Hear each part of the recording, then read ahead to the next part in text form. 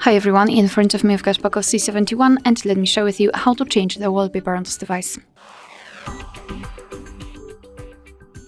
So let's start with opening the settings, and here let's scroll and find the themes. So here we've got pre-installed options from which we can choose. We can also tap on this plus icon and enter our own albums and set our own photo as a wallpaper. But we can also tap on this three dots icon in the right upper corner. And here we've got another section connected with the wallpaper and style.